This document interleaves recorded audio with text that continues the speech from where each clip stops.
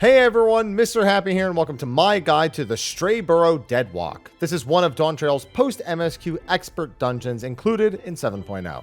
To unlock this, head over to Nostalgia in Solution 9 on the eastern side of the map after finishing the 7.0 story and accept their quest. This dungeon is broken up into several bosses with trash in between. To skip to a specific boss, please use the timestamps in the description. The trash leading up to the first boss isn't noteworthy at all, so let's just jump right into what I think is the most chaotic dungeon boss in the game, His Royal Headness Leonog I. Yeah. This boss has a ton of traditional attacks, but its main gimmick makes it an absolute panic fest. After its first raid-wide, Leonog casts Falling Nightmare. This summons a mask over every player's location, which will fall onto that location a few seconds later. Any player hit by this will be given the Benoggened debuff, rendering them unable to use skills for 10 whole seconds, and also slowing their movement speed. You'll want to avoid getting these masks at all costs, and as you're about to learn, that's easier said than done. The boss's main attack is Team Spirit. This gains the attention of all the smaller subjects around the arena. The boss will then tell them to charge on occasion, and they will sprint at random players, attempting to grab them and pin them to the ground.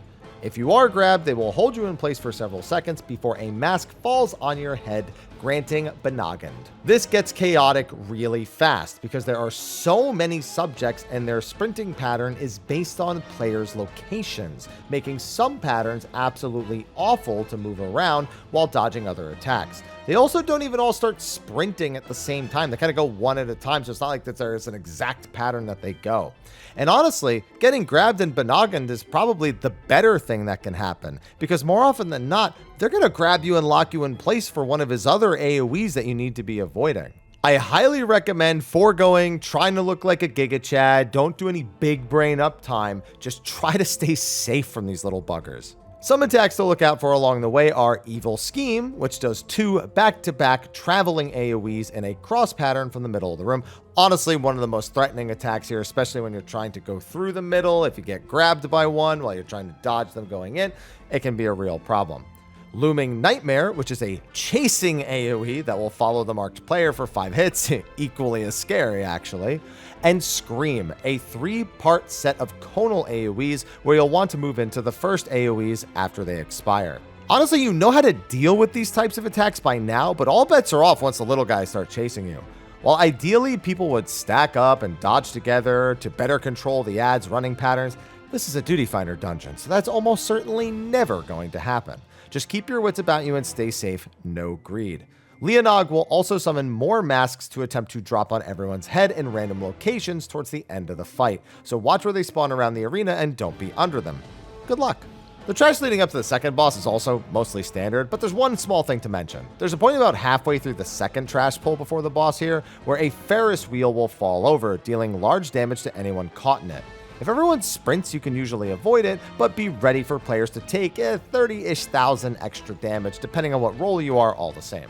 With that, we're on to the second boss, Jack in the Pot. Jack has 2 main mechanics on top of the usual raid-wide spread, stack, tank busters, all that stuff. When they cast Troubling Teapots, several teapots will spawn around the arena, as well as ghosts. The ghosts will tether to a teapot and possess it before they start spinning around the room. When they stop spinning and moving, the teapot with the ghost will explode in a giant AoE, so you'll want to be as far away from it as possible. The big thing here is tracking the teapots, and if you try to follow it with your camera, you might just get sick trying to spin your camera that much. So I like to line myself up with one of the possessed teapots so I can easily track its movement along the room. After a short time, I approach the center so that I can more easily move to wherever is safe more quickly, and you can do this whether you're on ranged or melee. I know my footage here is ranged, but you can do just the same with melee. Just put your back to it and try to watch it as it spins around. Now, the first set of teapots only has 1 ghost, but after that, all other sets are going to have 2. The second set of teapots, the ghosts can be either 90 or 180 degrees apart, so make sure you're paying attention because that'll determine what the end pattern actually looks like. You just want to dodge close to the wall regardless of what the pattern is, just want to make sure it's the right spot. Later on, one of the ghosts will actually tether a teapot closer to the middle. Some of the patterns still just kind of look like the patterns you were already dealing with, but some of them are gonna mean you have to be a little bit closer to the wall. You just gotta look at the teapots and get away from them. The only other notable mechanic is toiling teapots. This just summons a ton of ground and airborne teapots. The airborne ones will pour into the ground level ones, overflowing them, making puddles on the ground that deal damage and inflict a dot that lasts after you leave the AoE. This is just a simple 3-to-1 style dodge, though the tank does get a single target buster during this as well.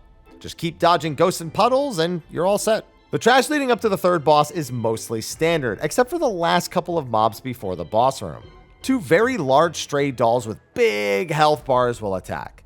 Initially, they take turns doing a repeated raid-wide AoE while the other does a conal gaze attack.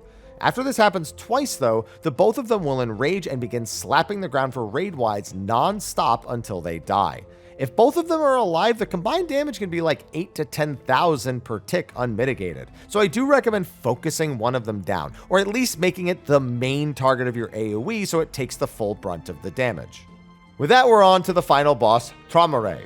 The boss has a ton of unique visual tells and mechanics that may trip you up for the first time.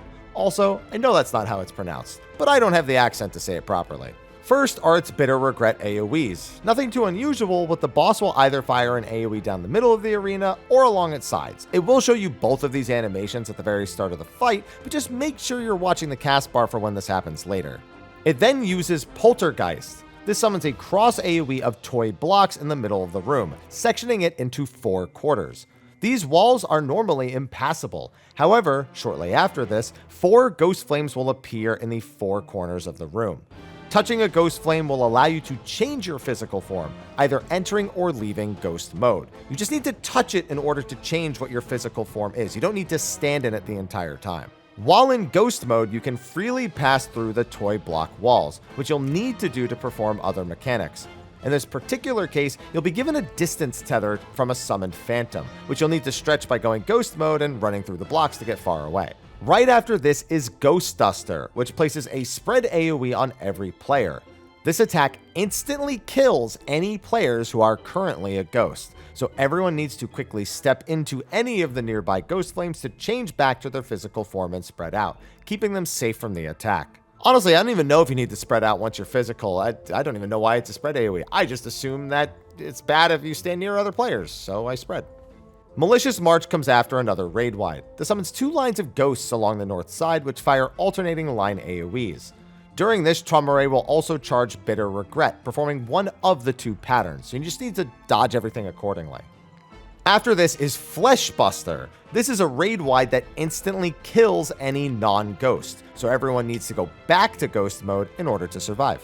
The next Poltergeist will be similar to the first, except for a quadrant containing a set of Malicious March ghosts. While they may spawn in that one quadrant, they actually hit that entire half of the room, so you can only use the other half to actually break the tethers. I guess Ghost Beam goes through toy blocks. And no, you can't dodge the beam by being a ghost. Trust me, I tried.